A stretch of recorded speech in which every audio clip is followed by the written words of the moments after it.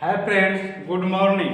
आज हम बात करने जा रहे हैं फंडामेंटल राइट्स के बारे में, मूल अधिकार, मौलिक अधिकार के बारे में। आप लोग पीछे के वीडियो में समानता का अधिकार, राइट टू इक्वलिटी, आर्टिकल जो है 14 से 18 जो होता है वह पढ़ें। यदि बात करें मूल अधिकार को किस संविधान से लिया गया है, कहाँ से लिया गया है, किस देश से लिया गया है, यूएसए होगा। और इसमें कितने अनुच्छेद, तो 12 से लेकर 35 तक आर्टिकल आते हैं। इसको 6 प्रकार की स्वतंत्रता में बांटा गया है। तो पहला हम लोग पढ़े थे समानता का, राइट टू इक्वलिटी, आर्टिकल 14 से 18 तक ये पढ़ चुके थे। एक बार रिकॉल कर लेते हैं। आर्टिकल 12 में क्या है? आर्टिकल 12 में परिभाषा दिया गया है, मूल अधिकार का परिभाषा, और ये भी दिया गया राज्य का पहली बार वर्णन आर्टिकल 12 में किया गया है। आर्टिकल 13 है असंगत, यानी कि सरकार कोई ऐसा कानून नहीं बनाएगा पहले और बाद में जिससे मूल अधिकार या किसी का पर्सनल लॉ पे जो है क्षति पहुंचे। आर्टिकल 14 है विधि के समक्ष समानता, कानून सबको समान नज़र से देखती है, कानून सबको समान मानती है, चाहे कोई हो, कानून की नज़र में सब समान रहेगा। और आर्टिकल 15 है जन्म, धर्म, जाति, वंश के आधार पर किसी से भेदभाव नहीं किया जाएगा, सब समान है। आर्टिकल 16 है लोक नियोजन में समानता, सरकारी कार्य क्षेत्र नौकरियों में जो है समानता देखा जाएगा। और आर्टिकल 7 में है अपृष्ठता, यानी छुआछूत का अंत किया गया है। और आर्टिकल जो है 18 में है उपाधियों का अंत। ठीक है, तो ये यहाँ तक हम लोग पढ़ लिए थे, पिछले क्लास में इसका डिस्कस कर लिए थे। आज जो है स्वतंत्रता का अधिकार, आर्टिकल जो है 19 से लेकर 22 तक जानेंगे। बहुत इंपॉर्टेंट है, इसको ध्यान से देखिए। बहुत सारे एग्जाम यहाँ से क्वेश्चन बनते हैं और एनी टाइम यह विवाद में भी रहता है। तो आर्टिकल 19 का बात करें, 19 के तहत ही जो है बोलने की आज़ादी है, मौन रहने की आज़ादी है, ये सब आज़ादी है। और आर्टिकल 19 को बैकबोन ऑफ कॉन्स्टिट्यूशन कहा जाता है, यानी संविधान का रीढ़ कहा जाता है। तो आर्टिकल 19, यदि क्वेश्चन पूछे संविधान का रीढ़ किसे कहा जाता है, तो आर्टिकल 19 हो जाए। संविधान का आत्मा किस आर्टिकल को कहा जाता है, तो आर्टिकल अनुच्छेद 32 हो जाएगा।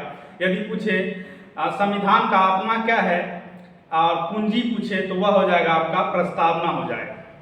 यहाँ तक इतना बात ध्यान रखिए। आर्टिकल 19 से लेकर 22 तक राइट टू फ्रीडम, क्या पढ़ने जा रहे हैं? Right to freedom, right to freedom यानी स्वतंत्रता का अधिकार, राइट टू फ्रीडम को पढ़ने जा रहे हैं। पहला है आर्टिकल अनुच्छेद 19, सभी नागरिकों के लिए यह जो है मानना होगा। क्या है? सभी नागरिकों को यह अधिकार है, अभिव्यक्ति की आज़ादी है, यानी बोलने की आज़ादी है। ठीक है, इसी देखिए सभी नागरिकों को कह सकता, मौन रह सकता है, झंडा फहरा सकता है। आरटीआई 19/2005 आया था जो कि हम लोग अभी भी कर सकते हैं, किसी से पूछ सकते हैं, और किसी से जब पूछेंगे तो उस जवाब तो देगा इसी आर्टिकल के तहत। जैसे मीडिया वाला जाके मैक सटा देता है किसी के पास, बोलिए सर ये कैसा, यो कैसा, तो उस जवाब भी देता है और सवाल भी करता है। इसी के तहत मीडिया स्वतंत्र है, तो उसको भी स्वतंत्रता का अधिकार है। आर्टिकल 19 के तहत हम लोग झंडा फहरा देते हैं, आर्टिकल 19 के तहत जो है किसी का पुतला फूंक देते हैं, ये सब जो है आर्टिकल 19 के तहत।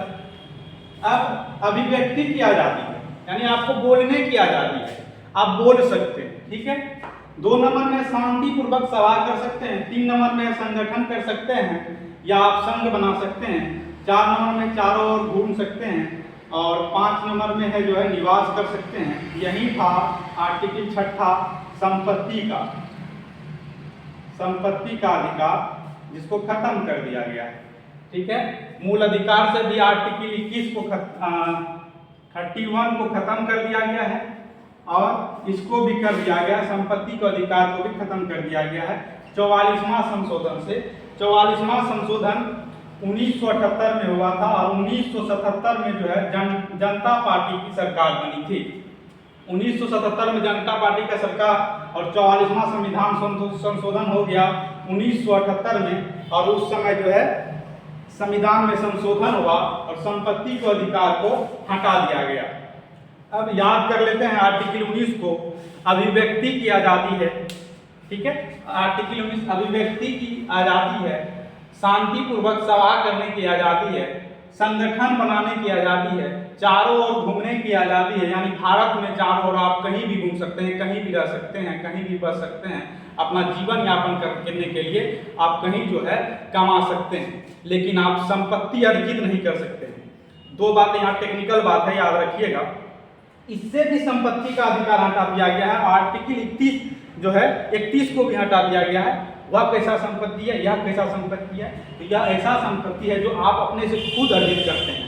जैसे देखिए, अभिव्यक्ति की आज़ादी है, बोलने की आज़ादी है। आप बोलने लगे, आपका विचार लोगों को अच्छा लगा, आप जो बोलते हैं, आपका जो आइडिया है, आइडियालॉजी आपका दूसरे को अच्छा लगता है, आपका आइडियालॉजी दूसरे को समझता नहीं, अच्छा सोचता है, देश के बारे में सोचता है, तो आपसे आदमी जुड़ते जाता है। जैसे आप जुड़ता है तो आप सभा करते हैं, तो सभा बिना अस्त्र और शस्त्र का सभा हो सकता है। एक जगह इकट्ठा होकर हम लोग बातचीत कर सकते हैं। और जैसे सभा हो गया, आप बोले, आपको पसंद, आपका बात विचार दूसरों को पसंद आया, तो आप क्या कर रहे हैं, सभा करने लगे। और सभा जैसे करने लगे तो एक आप अपना पार्टी बना सकते हैं, अपना संगठन, अपना संघ बना सकते हैं। ये 19 के जो है 3 में है। जब आप संघ बना लिए तो 4 में है कि चारों ओर घूमने की आज़ादी। 4 में चारों ओर घूमने की आज़ादी। कहाँ? पूरे भारत में आप कहीं भी घूम सकते हैं, कहीं भी घूम सकते हैं। तो आप जहाँ मान के चलते हैं, यहाँ आप बिहार से गए और बिहार से आप गए घूमते, यहाँ सभा किए बिहार में, बिहार के भागलपुर में सभा कर दिए, भागलपुरों को लोगों को अच्छा लगा तो देखता है पटना में जाके कर दिया, पटना के लोगों को अच्छा लगा तो आपका संघ बनते गया, आपका जैसे सभा करते आपका पार्टी में आदमी जुड़ते गया। तो आपको गए दिल्ली और दिल्ली में आपको अच्छा लगा, आप वहाँ बस गए, वहाँ निवास कर गए, तो आप कर सकते हैं। भारत में आप कहीं भी बस सकते हैं। अब वहाँ जब आप बस गए तो आपको जो है खाने पीने के लिए, अपने जीवन यापन करने के लिए कुछ ना कुछ रोजगार करना होगा। आपने रोजगार भी वहाँ कर सकते हैं, कुछ कारोबार भी कर सकते हैं, कुछ व्यवसाय भी कर सकते हैं, यही आर्टिकल में। लेकिन आप संपत्ति अर्जित नहीं कर सकते हैं। ये है आर्टिकल 19 का। लेकिन 31 में जो हटाया गया वह जो है आपके पूर्वजों का संपत्ति है, जिसको खत्म किया गया है। जैसे उस समय रेलवे बिछाने में कुछ कठिनाई परेशानी हो रही थी, जो कि अपना संपत्ति को इन्हें देना, जैसे कि जमीन है, आपके पास जमीन है तो आपको क्या लगता है जमीन आपका संपत्ति नहीं, वह कानूनी संपत्ति है। सरकार जब चाहेगी तब आपसे ले सकती है, समझ रहे हैं। आर्टिकल 31 हो गया, जिसको समाप्त कर दिया। वही 44वां संविधान संशोधन के तहत इसको भी खत्म कर दिया गया और यहाँ से भी संपत्ति को खत्म कर दिया गया। तो 6 प्रकार का ही जो है आपको ये आर्टिकल 19 में है। फ्रीडम क्या है कि आपको बोलने की आज़ादी है, आपको सभा करने की आज़ादी है, आपको संगठन करने की आज़ादी है, आपको चारों ओर घूमने की आज़ादी है, आपको कहीं निवास करने की आज़ादी है और आपको कहीं बसने की आज़ादी है। निवास करने की आज़ादी, आपको कहीं रोजगार करने की आज़ादी है, कारोबार करने की आज़ादी है। तो ये है आर्टिकल 19। अब समझते हैं, बहुत इंपॉर्टेंट है ना, इसको ध्यान रखिएगा आर्टिकल 19 को। अब समझते हैं अनुच्छेद आर्टिकल 20 को। तो अपराधों के लिए दोष सिद्ध के संबंध में संरक्षण, यानी कि आप अपराध किए हैं कि नहीं किए हैं, इसके लिए दोषी सिद्ध होने के लिए जो है इसमें जो है संरक्षण का प्रावधान किया गया है आर्टिकल 20 में। आर्टिकल 20 में जो है दोष सिद्धि करने का प्रावधान किया गया है। पहला क्या है, अपराध के समय का कानून। जैसे हम अभी जो अपराध किए हैं तो अभी के समय के कानून के हिसाब से हमको सजा मिलेगा। मान के चलते हैं कि कोई अपराध कर दिए, किसी को जाके लपड़ा दिए, है ना, किसी को जाके लपड़ा दिए, तो जो कानूनी सजा होता है, जो ऐसे तो लपटाने का जो भी कानूनी सजा होता है वो हमको कानून देगी। अब जो अभी के हिसाब से आप मान के चलते अभी ये कुछ काम किए, वह काम के लिए तो हमको सजा अभी जो कानून में लिखा होगा, अभी जो लिखा होगा वही होगा। मान के चलते 5 साल के बाद सजा हुआ, 2 साल के बाद सजा हुआ, तो उसके टाइम से सजा नहीं होगा। अभी जो घटना घटी है, अभी जिसके पर केस हुआ होगा, आज के डेट में जो कानून बना है उस पर सजा होगा, या नहीं दूसरा। और दूसरा क्या है, दूसरा है कि एक से अधिक बार आपको सजा नहीं दिया जा सकता। आर्टिकल 20 के दूसरा में क्या है, कोई जुर्म कर दिए हैं, मान के चलते हैं कोई जुर्म कर दिए हैं, अब किसी को लपड़ा दिए थे तो उसके लिए हमको सजा हो गया, मार दिया, उसका ब्लड चल गया, केस कर दिया। तो दूसरा क्या हुआ, एक बार हमको पुलिस सजा दे दिया और जो हम जेल काट के आ गए तो फिर हमको पुलिस नहीं कि उसी केस के अंदर हमको जेल में लेके जाएगा, नहीं, उसके एक ही बार सजा हो जाता है एक जो है आपके केस पर। अब ये है। दूसरा क्या है, स्वयं के विरुद्ध गवाही देने के लिए पुलिस आपको फोर्स नहीं कर सकता, बाधित नहीं कर सकता, हाँ, कि आप देवे कीजिए अपने के विरुद्ध गवाही, ठीक है, कि हम ही जाके मार दिए, हम ही जाके ये कर दीजिए, नहीं, उसके लिए आपको फोर्स पुलिस नहीं कर सकता है। ये आपका अधिकार है आर्टिकल 20 के तहत, ठीक है। लेकिन इसको जो है आर्टिकल 1978 में इसको, है ना, इसको भी शामिल किया गया कि आर्टिकल 20 और 21 को निलंबित नहीं किया जाएगा। यानी कि देखिए, जब हम मूल अधिकार को पढ़ा रहे थे तो हम बताए कि वैसे एक संविधान से लिया गया है, आपसे मूल अधिकार कोई छीनता तो आप सुप्रीम कोर्ट, हाई कोर्ट में अपना याचिका लगा सकते हैं और जा सकते हैं। और उस जो है आपातकाल की स्थिति में राष्ट्रपति जो है मूल अधिकार को छीन सकती है। आर्टिकल 359 के तहत वह आपका निलंबित कर सकता है। आर्टिकल 359 के तहत, है ना, 359 के तहत, आर्टिकल 359 के तहत राष्ट्रपति जो है आपका निलंबित कर सकता है कुछ दिनों के लिए आपातकाल की स्थिति में। लेकिन 20 और 21 आपातकाल की स्थिति में भी चलेगा। राष्ट्रपति का अधिकार नहीं कि 20 और 21 को रोक दिया जाए। आपातकाल की स्थिति में भी यह स्वतः ऐसे रहेगा। यह जो है 44वां संविधान संशोधन के बाद जोड़ा गया।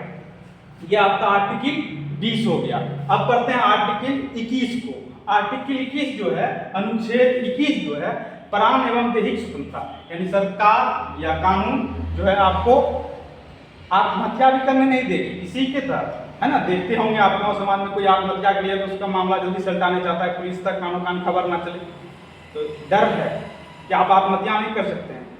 जिम्मेवारी है सरकार का कि आपको क्या देगा, आपको ऑक्सीजन फ्री देगा, पर्यावरण स्वच्छ होना चाहिए, साफ सुथरा होना चाहिए करके देगा। आप कोविड आया तो आप देख सकते थे कि सरकार जो आपको फ्री में दवाई दी और फ्री में जो है आपका इलाज हुआ।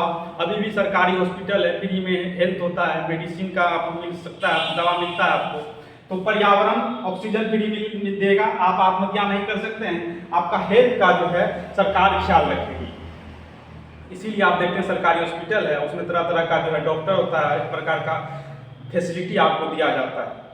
तो ये सरकार की जिम्मेवारी होता है। जैसे दिल्ली में देखते हैं आप कि पेड़ पौधा के पे जो है क्या करता है, वृक्ष पे पानी छिड़काव होता है ताकि वहाँ का ऑक्सीजन जो है ऑक्सीजन फ्रेश मिले, प्योर ऑक्सीजन मिले। पर्यावरण स्वच्छ और साफ होना चाहिए।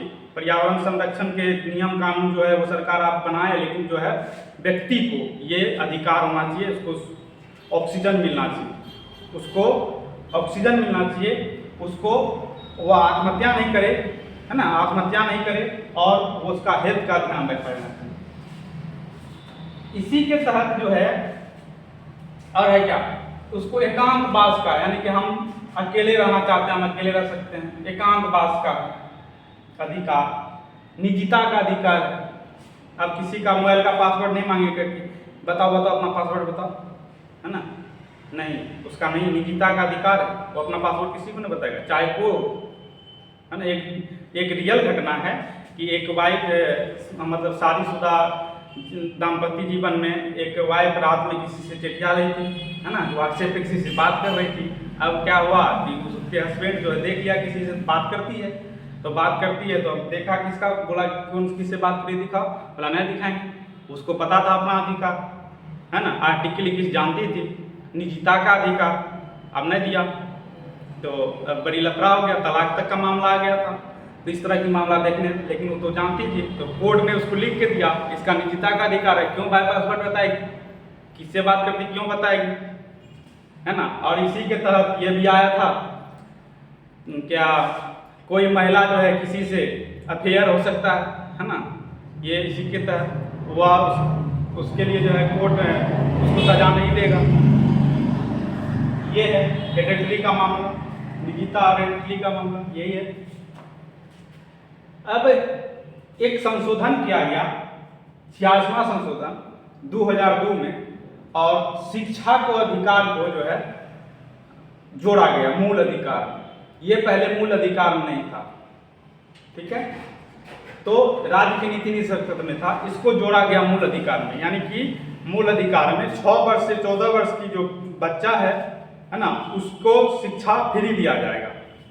तो ये मूल अधिकार, आप अपना अधिकार ले सकते हैं। इस पर एक एग्जाम्पल है तो एक लड़का अभी हाल ही में फेमस हुआ है, जो कि सोनू नाम का, मुख्यमंत्री श्री नीतीश कुमार से डायरेक्ट जाके बोलता है कि सर हमको पढ़ना है, उसको सरकार देगी, है ना, क्योंकि उसका मूल अधिकार है।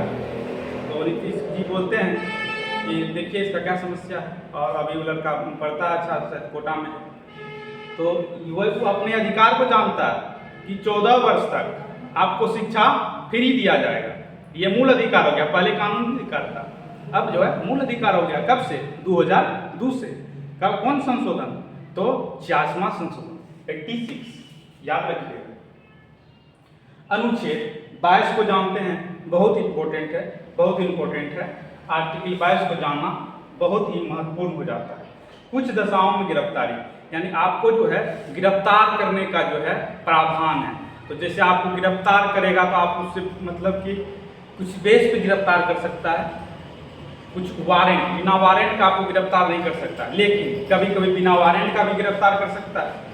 इसी मामले को जैसे कि होता है पुनिटिव, यानी कि अपराध के बाद, है ना, ये है अपराध के बाद, अपराध किए हैं आप पे मुकदमा हुआ है, कोई जाके आपने मुकदमा किया है कि फलना व्यक्ति ने ये काम किया है, आप पे जो है धाराएं लगी है, तो जाके पुलिस आपको पकड़ेगी, वही कहलाता है पुनिटिव, यानी दंडात्मक, आर्टिकल 22 के तहत, है ना। एक होता है क्रिएटिव, एक होता है पुनिटिव, एक होता है पुनिटिव डिटेंशन। ये होता है अपराध के पहले, यानी अपराध के बिना समझ सकते हैं, या अपराध के पहले आप कोई अपराध नहीं किए हैं तब पर भी आपको पुलिस पकड़ लेगी, लेकिन कब तक रख सकता है? 3 मंथ तक। उससे ज़्यादा बढ़ाना हो तो मजिस्ट्रेट से लिखवाना होता है। और जो है इसमें नज़रबंद होता है। नज़रबंद मतलब किसी हाउस अरेस्ट बोलते हैं, किसी को जो है उसकी के घर में बंद कर देना, बाहरी वातावरण से पूरा कनेक्शन काट देना, यानी कि उसका टेलीविज़न का कनेक्शन काट देना, टेलीफोन का कनेक्शन काट देना, मोबाइल का नेटवर्क, मोबाइल ले लेना, तो ये सब होता है। तो घर में पूरा रख देता है, उसी को कहते हैं हाउस अरेस्ट बोलते हैं, नज़रबंद बोलते हैं हिंदी में, ठीक है। ये होता है आपका इस आर्टिकल 22 के तहत। और आर्टिकल 22 के तहत जो अपराध करने के बाद जो होता है पुनिटिव डिटेंशन जो होता है, वह होता है गिरफ्तारी का आपको कारण बताएगा। जल्दी से जल्दी जो है पुलिस आपको पकड़ के ले जाएगी, तो आपको गिरफ्तारी का कारण बताएगी, और बिना वारंट का आपको जो है गिरफ्तार नहीं कर सकती। आपके पास पुलिस आया तो आप पूछ सकते हैं कि वारंट कहाँ है ना, क्या जुर्म किए हैं, ये आपका अधिकार है, आप पूछ सकते हैं आर्टिकल 22 के तहत। 24 घंटा के अंदर आपको मजिस्ट्रेट के सामने लाना होगा, ठीक है।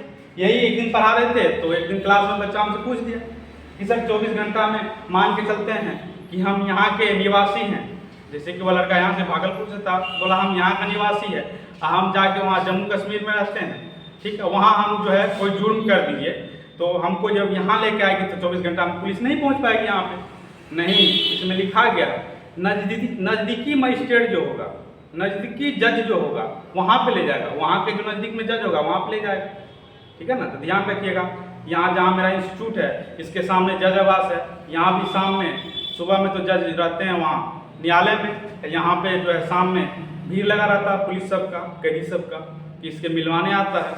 तो वह सिचुएशन हम देखे हैं और इसी का हम एग्जाम्पल देके समझाते हैं स्टूडेंट को। तो 24 घंटा के अंदर जो है मजिस्ट्रेट से मिलवाना होता है, ये आप उसका अधिकार है आर्टिकल 22 के तहत। वो अपने पसंद का वकील रख सकता है, यदि उसके पास पैसा हो तो, नहीं हो तो सरकारी वकील वह रख सकता है फ्री में, है ना। तो या तो प्राइवेट रखे अपने पसंद का, या सरकारी रखे, अपने पसंद का वकील रखने के लिए वह स्वतंत्र है आर्टिकल 22 के तहत, ठीक है। तो आज पढ़े राइट टू फ्रीडम, स्वतंत्रता का अधिकार, आर्टिकल 19 से 22 तक मूल अधिकार का। इससे आगे जो है आपका नेक्स्ट क्लास में बताया जाएगा। आज यहीं तक रखते हैं। Thank you.